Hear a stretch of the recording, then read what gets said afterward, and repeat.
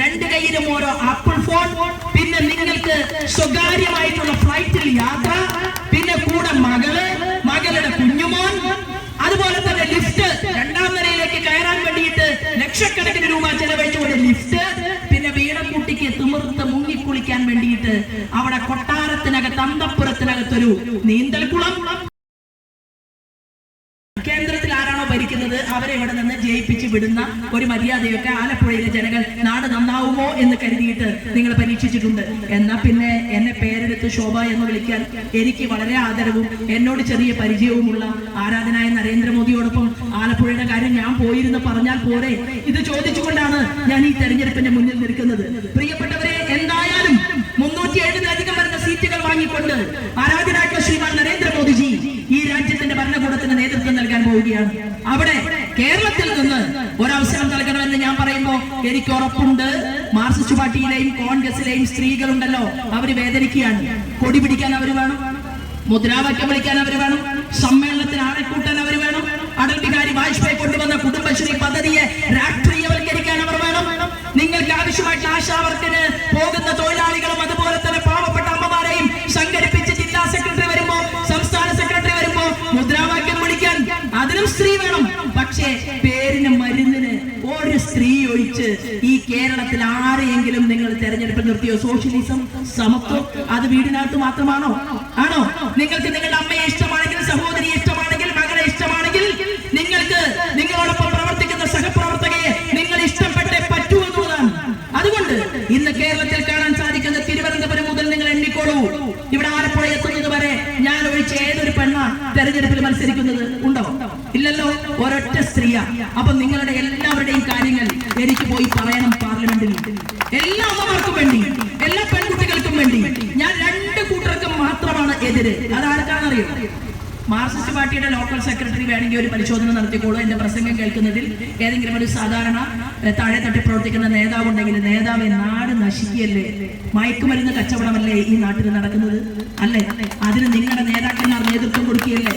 നിങ്ങളെ പോലും കയ്യെത്തും ദൂരത്തുള്ള നിങ്ങളുടെ ബന്ധുവിന്റെ കുട്ടി അല്ലെ, 16 വയസ്സും 17 വയസ്സിലും നല്ല സുന്ദര കുട്ടിയായിട്ട്, അവൻ കറുപ്പാകട്ടെ വെളുപ്പാകട്ടെ, സത്യഭാമ പറഞ്ഞ പോലെയല്ല, ആ കുട്ടി യൗവനാവസ്ഥയിൽ നന്നായിട്ട് ഇരിക്കണ്ടേ? അവൻ അവന്റെ അച്ഛനും അമ്മയ്ക്കും കാവലായി മാറണ്ടേ? അവൻ രാഷ്ട്രീയ പ്രവർത്തനം നടത്തുമ്പോ അവൻ ആരോഗ്യം വേണ്ടേ? സ്വാമി വിവേകാനന്ദൻ പറഞ്ഞതുപോലെ, നരേന്ദ്രൻ പറഞ്ഞതുപോലെ ശാരീരികമായും ആധ്യാത്മികമായും അവൻ ഉന്നതിയിലെത്തണ്ടേ? അതിന് നിങ്ങൾ സമ്മതിക്കോ? നിങ്ങൾ എന്താണ് ഗണപതി ഹോമത്തിനെതിരാണ്?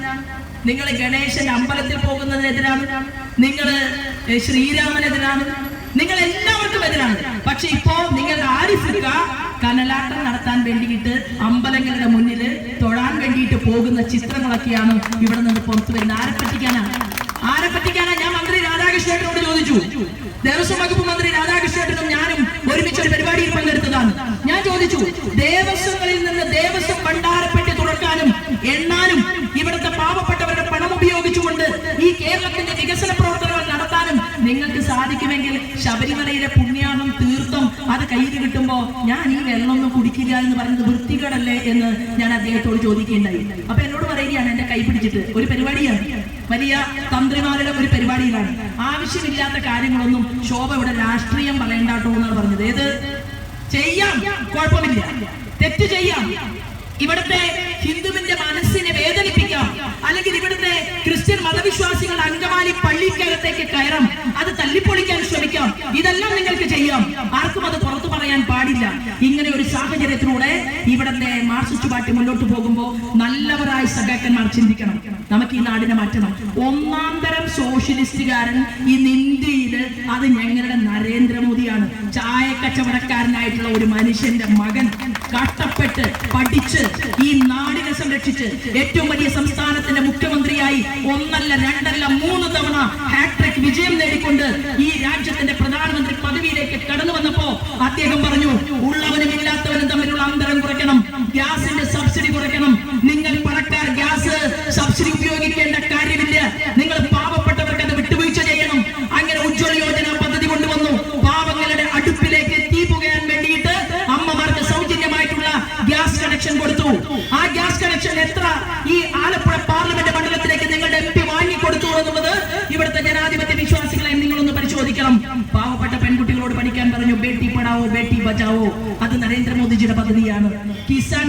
പദ്ധതി പാവപ്പെട്ട കർഷകർക്ക് ആത്മാഭിമാനം ഉണ്ടാക്കുന്ന ഒരു സബ്ജക്റ്റ് ആയിരുന്നു അദ്ദേഹം ഏറ്റെടുത്തത്. നമുക്ക് മരുന്ന് തരാൻ, നമുക്ക് ഭക്ഷണം തരാൻ, നമ്മുടെ കർഷകർക്ക് ആവശ്യമായിട്ടുള്ള വളം കൊടുക്കാൻ ഒറ്റ 10 വർഷം ഈ കോൺഗ്രസിന്റെ നേതൃത്വത്തിൽ രാജ്യ ഭരണകൂടത്തിന് നേതൃത്വം നൽകിയിട്ട് 10 കൊല്ലം നയാ പൈസ ആ 3 വിഭാഗത്തിനും കൊടുത്തില്ല. എന്താ സംഭവിച്ചത്? കോടിക്കണക്കിന് ലക്ഷക്കണക്കിന് കോടി രൂപ കടബാധ്യതയുമായിട്ടാണ് ശ്രീമാൻ നരേന്ദ്രമോദി ഈ രാജ്യത്തിന്റെ ചെങ്കോലും കിരീടവും ഏറ്റെടുത്തതെങ്കിൽ പ്രിയപ്പെട്ടവരെ, നരേന്ദ്രമോദിജി എന്നോടും നിങ്ങളോടും കണക്ക് പറഞ്ഞിരിക്കുന്നു. ഫുഡ് കോർപ്പറേഷന്റെ പൈസ, ഓയിൽ കമ്പനികളുടെ പൈസ, രാസവള കമ്പനികളുടെ പൈസ 1 ലക്ഷം കോടിയിൽ പരം അതിന്റെ പ്രിൻസിപ്പൽ എമൗണ്ടും അതിന്റെ ഇൻട്രസ്റ്റും ഞാൻ കൊടുത്തു തീർത്തിരിക്കുന്നുവെന്ന് ഇന്ത്യയുടെ പ്രധാനമന്ത്രി എന്നോടും നിങ്ങളോടും പറഞ്ഞു. മസാല ബോണ്ടാണ് ഉണ്ടാക്കിയത് 10 കൊല്ലം. എന്തിനാണ്? ഫിസ്ക്കൽ ഡെഫിസിറ്റ് അത് കുറച്ചു കാണിക്കാൻ വേണ്ടിയിട്ടാണ്. ഇത് തന്നെയല്ലേ നമ്മുടെ ശാസ്ത്രജ്ഞൻ തോമസ് ഐസക്കും ചെയ്തത്? കിഫ്ബിക്ക് ഒരു ബോണ്ട് ഉണ്ടാക്കി, ഊരാളുങ്കൽ സൊസൈറ്റിക്ക് എല്ലാ സംവിധാനവും പതിച്ചു കൊടുത്തു. എവിടെ റോഡ് പണിയുന്നുണ്ടോ ഊരാളുങ്കൽ, എവിടെ പാലം പണിയുന്നുണ്ടോ ഊരാളുങ്കൽ, എവിടെ പാലം പൊളിഞ്ഞു വീഴുന്നുണ്ടോ ഊരാളുങ്കൽ. അങ്ങനെയല്ലേ കൊടുത്തത്? അതായിരുന്നോ നിങ്ങളുടെ സ്ഥിതി? അല്ലല്ലോ. അപ്പൊ രാജ്യത്തിന്റെ ഭരണകൂടത്തിന് നേതൃത്വം നൽകുന്ന ആരാധനായിട്ടുള്ള നരേന്ദ്രമോദിയോടൊപ്പം പാർലമെന്റിൽ പോയിരുന്ന് ആലപ്പുഴയിലെ പ്രശ്നങ്ങൾ നമുക്ക് ചർച്ച ചെയ്യണം. പുറക്കാട് മേഖലകളിൽ എങ്ങനെയാണെന്നറിയുമോ? നെൽകർഷകർക്ക് എന്നും മടവീഴ്ചയാണ്. എന്നും മടവീഴ്ചയാണെങ്കിൽ എങ്ങനെയാണ് ഈ മട വീഴാതിരിക്കേണ്ടത്? അതിന് ശാസ്ത്രീയമായിട്ട് എന്ത് ചെയ്യണം? അതിനെക്കുറിച്ച് സ്വാമിനാഥനെ പോലെയുള്ള ശാസ്ത്രജ്ഞന്മാർ, ഗവേഷകന്മാർ അവർ എന്താണ് പറഞ്ഞിട്ടുള്ളത്? ഇത് പരിശോധിച്ചുകൊണ്ട് ഇക്കാലമത്ര നിങ്ങൾ കേരളത്തിലും അതുപോലെ തന്നെ പാർലമെന്റിലും ഒക്കെ മാറി മാറി ഭരിച്ചിട്ട് നിങ്ങൾക്കൊരു മടവീഴ്ചയുടെ പ്രശ്നം പരിഹരിക്കാൻ സാധിക്കുന്നില്ല എന്ന് പറഞ്ഞാൽ നിങ്ങൾക്ക് ശുഷ്കാന്തി ഇല്ല എന്നല്ലേ അർത്ഥം? ഇവിടെ ഫിഷറീസിന്റെ മന്ത്രി 15 തവണ കേരളത്തിൽ വന്നു. 6 തവണ ഞാൻ അദ്ദേഹത്തോടൊപ്പം ഉണ്ടായിരുന്നു. ഗുജറാത്തിൽ നിന്നുള്ള പുരുഷോത്തം രൂപാലാജി ആയിരുന്നു കേന്ദ്ര ക്യാബിനറ്റ് മിനിസ്റ്റർ. അദ്ദേഹം വന്നു. ഈ 15 തവണ വന്നിട്ട് അദ്ദേഹത്തിന് അനിമൽ ഹസ്ബൻഡറി ഡിപ്പാർട്ട്മെന്റ് ഉണ്ടായിരുന്നു. രണ്ടിന്റെയും 2 വകുപ്പും. ഇന്ത്യയുടെ ചരിത്രത്തിൽ ആദ്യമായി നരേന്ദ്രമോദിജി പറഞ്ഞു, തീരദേശത്ത് ജീവിക്കുന്ന, മത്സ്യബന്ധനം നടത്തുന്ന, മത്സ്യമേഖലയിൽ പണിയെടുക്കുന്ന പാവങ്ങളുടെ പ്രശ്നങ്ങൾ അത് വലിയ പ്രശ്നമാണ്.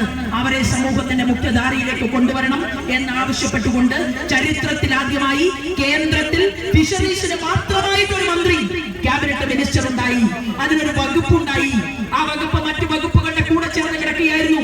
അത് മാറ്റി ഒരു സ്വതന്ത്രമായിട്ടുള്ള ക്യാബിനറ്റ് മിനിസ്ട്രി ഉണ്ടാക്കിയിട്ട് 15 തവണ കേരളത്തിൽ വന്നിട്ട് ഇവിടെ ആലപ്പുഴ പാർലമെന്റ് മണ്ഡലത്തിലെ ഫിഷറീസ് മേഖലയെ സംരക്ഷിക്കാൻ എന്തെങ്കിലും ഒരു പദ്ധതി സമർപ്പിക്കാൻ സാധിച്ചോ? ഒരു നല്ല ഹാർബർ നിങ്ങൾക്കുണ്ടോ? യഥാർത്ഥ സഖാവ്, ആ സഖാവിന്റെ ഉള്ളുരുക്കിക്കൊണ്ടിരിക്കുകയാണ് കേരളത്തിന്റെ മണ്ണിൽ. കാരണം ദേശീയ രാഷ്ട്രീയത്തിൽ രാഹുൽ ഗാന്ധിയെ ഇന്ത്യയുടെ പ്രധാനമന്ത്രിയാക്കണമെന്ന് ആഗ്രഹിച്ചുകൊണ്ട് എത്രയോ നല്ലവരായ കോൺഗ്രസുകാർ ആലപ്പുഴ പാർലമെന്റ് മണ്ഡലത്തിൽ ഉണ്ടായിരുന്നല്ലോ. യൂത്ത് കോൺഗ്രസുകാർ, കഴിവുള്ള ചെറുപ്പക്കാര്. അവരെ ഉയർത്തിയോ? അവരെ വളർത്തിയോ? അവരെ ഒന്ന് കൈപിടിച്ച് ഇന്ദ്രപ്രസ്ഥത്തിലേക്ക് കൊണ്ടുപോയി അഖിലേന്ത്യാ ചുമതല കൊടുത്തോ? ഇവിടുത്തെ എത്രയോ പ്രഗത്ഭമതികളായിട്ടുള്ള കോൺഗ്രസിന്റെ നേതാക്കന്മാരെ സോണിയ മാഡത്തിന്റെ വീട്ടിൽ പോയിരുന്ന് ചെവി കടിച്ച് അങ്ങനെ സോണിയാഗാന്ധിക്ക് കുറ്റങ്ങളെല്ലാം പറഞ്ഞു കൊടുത്ത് എത്രയോ ആളുകളുടെ ജന്മം ഒടുക്കിയ ആളല്ലേ ഇന്ന് ആലപ്പുഴ പാർലമെന്റ് മണ്ഡലത്തിൽ വന്ന് നിൽക്കുന്ന കെ സി വേണുഗോപാല് അല്ലേ? ഈ കോൺഗ്രസിനെ ഇന്ത്യൻ രാഷ്ട്രീയത്തിൽ നശിപ്പിച്ചതിന്റെ ഒന്നാമത്തെ ഉത്തരവാദിത്വം ഏറ്റെടുക്കേണ്ടത് ആ മനുഷ്യനല്ലേ? അങ്ങനെയുള്ള ഒരാളെ അവിടെ അഖിലേന്ത്യാ തലത്തിൽ ഈ സഖ്യം ഉണ്ടാവുമ്പോൾ പറയണ്ടേ കേരളത്തിലെ സഖാക്കന്മാർക്കും കോൺഗ്രസുകാർക്കും ഒന്നാകാൻ സാധിക്കില്ല എന്ന്? പക്ഷെ കേരളത്തിന്റെ മുഖ്യമന്ത്രി പിണറായി തമിഴ്നാട്ടിലെ മുഖ്യമന്ത്രി സ്റ്റാലിനോടൊപ്പം ചേർന്ന് നിന്നുകൊണ്ട് സ്റ്റാലിന്റെ വേദിയിൽ രാഹുൽ ഗാന്ധി വന്നില്ലേ? രാഹുൽ ഗാന്ധി വന്നപ്പോ രാഹുൽ ഗാന്ധിയുടെ കയ്യിലെ ഉറയിലിട്ട വാള് ഊരി തുറന്നു കൊടുത്തത് കേരളത്തിന്റെ മുഖ്യമന്ത്രി പിണറായി അല്ലേ? നാണമുണ്ടോ? ആ രാഹുൽ ഗാന്ധിയും പിണറായി വിജയനും ഒന്നാണെങ്കിൽ പിന്നെ ആലപ്പുഴ പാർലമെന്റ് മണ്ഡലത്തിലെ ജനങ്ങളെ എന്തിനാണ് അപഹസിക്കുന്നത്? ഒരു ഫ്ലക്സ് ബോർഡ് പോലെ, ഒരു സ്ഥാനാർത്ഥി പോലെ ഞാൻ തയ്യാറാണ്. ഒരു ഭാഗത്ത് ഞാൻ മതി, നിങ്ങൾ ആരെങ്കിലും ഒരാൾ നോമിനേഷൻ കൊടുത്താൽ മതി എന്നാണ് ആലപ്പുഴ പാർലമെന്റിലെ സഹോദരി സഹോദരന്മാർക്ക് വേണ്ടി ഞാൻ പറയുന്നത്. ഞങ്ങൾ നോക്കാം. ഞങ്ങൾ പറയാൻ ആഗ്രഹിക്കുന്നു, 48 വർഷക്കാലം ആലപ്പുഴ പാർലമെന്റ് മണ്ഡലത്തിലെ ജനങ്ങൾ ഒരു നല്ല റോഡിന് വേണ്ടി കാത്തിരുന്നു, ഹൈവേക്ക് വേണ്ടി കാത്തിരുന്നു. 1/2 ഡസനോളം വരുന്ന കേന്ദ്രമന്ത്രിമാർ കോൺഗ്രസുകാർ കേരളത്തിൽ നിന്ന് ജയിപ്പിച്ച് ജനങ്ങൾ വിട്ട് ഇന്ദ്രപ്രസ്ഥത്തിൽ അധികാര കേന്ദ്രത്തിൽ ഇരുന്നിട്ട് ഈ 1/2 ഡസനോളം പേർ വന്നപ്പോ എന്തേ ആലപ്പുഴ ബൈപ്പാസ് ഉണ്ടായില്ല? കെ സി വേണുഗോപാൽജി ഒരു ബോർഡ് വെച്ചിട്ടുണ്ട്. എന്താ ബോർഡ്? 2004 ശേഷം 2014 ശേഷം ഞാൻ ചില പദ്ധതികളൊക്കെ ആവിഷ്കരിച്ചു. ചില പുസ്തകത്തിൽ ലഘുലേഖയിൽ പറയുന്നുണ്ട്. കണക്കായിട്ട് പറയുന്നത് അടൽ ബിഹാരി വാജ്പേയി അധികാരത്തിൽ വന്നതിന് ശേഷമാണ് ഈ കെ.സി. വേണുഗോപാലിന്റെ പാർട്ടി 10 വർഷക്കാലം കേരളം ഈ രാജ്യം വീണ്ടും ഭരിച്ചത്, അല്ലെ? ആ 10 വർഷക്കാലം ഭരിക്കുമ്പോ 5 കൊല്ലം UPA അവരല്ലേ പിന്തുണച്ച്. ഒന്നാം UPA പിന്തുണച്ചത് ഇടതുപക്ഷമല്ലേ? ഇടതുപക്ഷവും വലതുപക്ഷവും കൂടി ഒരുമിച്ച് ഭരിച്ചു. എന്റെ ആലപ്പുഴ പാർലമെന്റിലെ ജനങ്ങൾക്ക് ബൈപ്പാസ് കിട്ടാതിരുന്നത്? എന്റെ റോഡിന്റെ വികസന പ്രവർത്തനങ്ങൾ നടത്താതിരുന്നത്?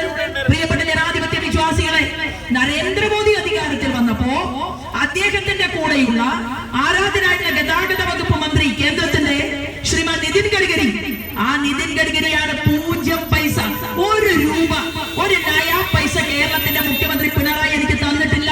ഈ റോഡിന്റെ പ്രവർത്തനത്തിന് വേണ്ടി 25% തരേണ്ടതാണ് എന്ന് മുഖ്യമന്ത്രി പിണറായി വിജയനെ ഇരുത്തിക്കൊണ്ട് പത്രസമ്മേളനം നടത്തി പറഞ്ഞില്ലേ നിതിൻ ഗഡ്കരി?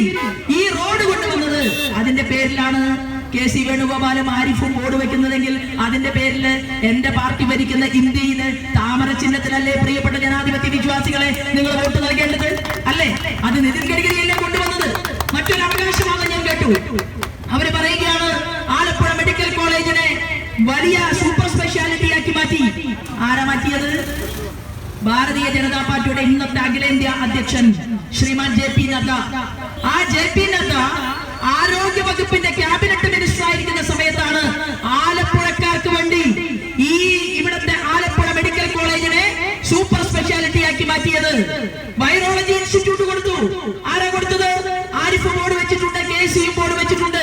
കൊടുത്തത് ഞങ്ങളുടെ ആരോഗ്യ വകുപ്പ് മന്ത്രി ശ്രീമാൻ JP നദ്ദയാണ് വൈറോളജി ഇൻസ്റ്റിറ്റ്യൂട്ട് കൊടുത്തത്. ഇതെല്ലാം നിങ്ങൾക്ക് കിട്ടിയിട്ടുണ്ടെങ്കിൽ, ആലപ്പുഴ പാർലമെന്റ് മണ്ഡലത്തിലെ ജനങ്ങൾക്ക് ഇന്ന് വരെ നിങ്ങൾക്ക് കിട്ടിയിട്ടുണ്ടെങ്കിൽ, ഈ കഴിഞ്ഞ 10 വർഷക്കാലം ലോകാരാധ്യനായിട്ടുള്ള ശ്രീമാൻ നരേന്ദ്രമോദി പ്രഖ്യാപിച്ചു, പറഞ്ഞു, കോൺഗ്രസ് ഭരിക്കുന്ന പോലെയല്ല. നിയമസഭയിൽ മാർക്സിസ്റ്റ് പാർട്ടി ഭരണകൂടത്തിന് നേതൃത്വം കൊടുക്കുമ്പോ ഏതെങ്കിലും ഒരു കോൺഗ്രസ്സുകാരന് അല്ലെങ്കിൽ ലീഗുകാരന്, സാധാരണപ്പെട്ട ഭാരതീയ ജനതാ പാർട്ടിയുടെ ഒരു പ്രവർത്തകന് അവന് കൊടുക്കണ്ട, അത് നമ്മുടെ ആളുകൾക്ക് മാത്രം മതി എന്ന് പറയുന്ന ഏർപ്പാട് നരേന്ദ്രമോദിക്കില്ല. നരേന്ദ്രമോദി ഞങ്ങളെയൊക്കെ പഠിപ്പിച്ചത് എന്താണെന്ന് അറിയുമോ? നിങ്ങൾ ഒരു പഞ്ചായത്ത് മെമ്പർ ആയാൽ, നിങ്ങൾ ഒരു പഞ്ചായത്ത് പ്രസിഡന്റ് ആയാൽ, മുനിസിപ്പൽ പ്രസിഡന്റ് ആയാൽ, കോർപ്പറേഷൻ ചെയർമാൻ ആയാൽ, നിങ്ങൾ MLA ആയാൽ, MP ആയാൽ, മന്ത്രി ആയാൽ, കേന്ദ്രമന്ത്രി ആയാൽ, ഈവൻ പ്രധാനമന്ത്രി ആയാൽ, നിങ്ങളുടെ ഹൃദയം ചേർത്ത് വെക്കേണ്ടത് ഇവിടുത്തെ രാജ്യത്തെ ജനങ്ങളുടെ കൂടെയാണ്, രാഷ്ട്രീയ പാർട്ടിയോടൊപ്പം അല്ല എന്ന് പഠിപ്പിച്ച ആരാധനായ ശ്രീമാൻ നരേന്ദ്രമോദിയുടെ അദ്ദേഹത്തിന്റെ പ്രവർത്തനത്തിന്റെ മികവാണ് നമ്മൾ ഇന്ന് ആലപ്പുഴ പാർലമെന്റ് മണ്ഡലത്തിൽ കാണുന്നത്. പൂട്ടിക്കെട്ടിയില്ലേ കയർ തൊഴിലാളികളുടെ അവരുടെ ഉപജീവന മാർഗത്തെ? നിങ്ങൾക്ക് എങ്ങനെ സാധിച്ചു? മാർക്സിസ്റ്റുകാരാണ് പാവപ്പെട്ട കയർ തൊഴിലാളി, അവന് ജീവിക്കാൻ നിർവാഹമില്ല, അവന് കുട്ടികൾക്ക് കഞ്ഞി കൊടുക്കാൻ ഗതിയില്ല. ഇവിടെ നിന്ന് തൊഴിൽ മുഴുവൻ തമിഴ്നാട്ടിലേക്ക് പോകുന്നു. പൊള്ളാച്ചിയിലാണ് ഇവിടുത്തെ കയർ വ്യവസായികളിൽ ഭൂരിപക്ഷവും പോയി പണിയെടുക്കുന്നത്. കേരം തെങ്ങും കേരള നാട്, അല്ലേ? നിങ്ങൾ പണ്ട് പറഞ്ഞാണ് കേരം തെങ്ങും കേരള നാട്, എല്ലാ സൗഭാഗ്യങ്ങളും കൊണ്ടുവരാം, KR ഗൗരി ഭരിക്കട്ടെ എന്നൊക്കെ പറഞ്ഞു. അതെല്ലാം നിങ്ങൾ പഴഞ്ചാക്ക് പോലെ മാറ്റി മത്സരിക്കാത്ത നായനാരെ കൊണ്ടുവന്ന് മുഖ്യമന്ത്രിയാക്കി. അത് നിങ്ങളുടെ ചരിത്രം, ഞാൻ അതിലേക്ക് കടക്കുന്നില്ല. പക്ഷേ കേരം തെങ്ങും കേരള നാടിനെ നിങ്ങൾ തേങ്ങയില്ലാതാക്കി. കേരളത്തിൽ 11.5 ലക്ഷം ഹെക്ടർ വരുന്ന കൃഷിഭൂമി നെല്ലുൽപാദിപ്പിച്ചിരുന്ന കേരളത്തിൽ 1.5 ലക്ഷം മാത്രം കൃഷിഭൂമിയിൽ നെല്ലുൽപാദിപ്പിക്കുന്ന നാടാക്കി ഈ കേരളത്തെ നിങ്ങൾ അധപ്പതിപ്പിച്ചു. പിണറായി വിജയൻ അമേരിക്കയിലേക്ക് പോകുമ്പോ പാന്റും ജീൻസും ഒക്കെ ഇട്ടിട്ട് കമലയെടുത്തി കൂടെ 2 കൈയിലും ഓരോ ആപ്പിൾ ഫോൺ, പിന്നെ നിങ്ങൾക്ക് സ്വകാര്യമായിട്ടുള്ള ഫ്ലൈറ്റിൽ യാത്ര, പിന്നെ കൂടെ മകളുടെ കുഞ്ഞുമോൻ, അതുപോലെ തന്നെ ലിഫ്റ്റ്, 2ാം നിലയിലേക്ക് കയറാൻ വേണ്ടിയിട്ട് ലക്ഷക്കണക്കിന് രൂപ ചെലവഴിച്ചുകൊണ്ട് ലിഫ്റ്റ്, പിന്നെ വീണക്കുട്ടിക്ക് തിമിർത്ത് മുങ്ങിക്കുളിക്കാൻ വേണ്ടിയിട്ട് അവിടെ കൊട്ടാരത്തിനകത്ത് അന്തപ്പുരത്തിനകത്തൊരു നീന്തൽക്കുളം. പാവപ്പെട്ടവൻ ഇവിടെ 2 മാസത്തെ 6 മാസത്തെ പെൻഷൻ കൊടുക്കാതെ, സ്വന്തം കഞ്ഞി കുടിക്കാൻ അടുപ്പിൽ തീ പുകയ്ക്കാൻ സാധിക്കാതെ ഈ കേരളത്തിന്റെ മണ്ണിൽ ജീവിച്ചിരിക്കുന്ന പാവപ്പെട്ടവരോട് നീതിബോധമില്ലാത്ത ഒരു പാർട്ടിയായി നിങ്ങളുടെ പാർട്ടി മാറിയില്ലേ? നിങ്ങളുടെ അച്യുതാനന്ദൻ സഖാവ് എത്ര വേദനിച്ചു. അവസാനം ഒരു മൂലക്കിരുത്തി ഭരണ പരിഷ്കാര കമ്മീഷൻ ചെയർമാനെ കസേര കൊടുത്തു. പിന്നെ സഖാവ് മിണ്ടിയിട്ടില്ല. സഖാവ് അന്നാണ് പറഞ്ഞത് ശ്രീമാൻ നരേന്ദ്രമോദിയോട്, ഞങ്ങളുടെ നാട്ടിലേക്ക് കുളിമുറിയും കക്കൂസും ഒന്നും വേണ്ട. എന്നിട്ടോ പ്രിയപ്പെട്ടവരെ, 1.5 ലക്ഷം ടോയ്ലറ്റാണ് സ്വച്ഛ് ഭാരത് പദ്ധതി പ്രകാരം ശ്രീമാൻ നരേന്ദ്രമോദി ഈ കേരളത്തിലേക്ക് കൊടുത്തയച്ചത്.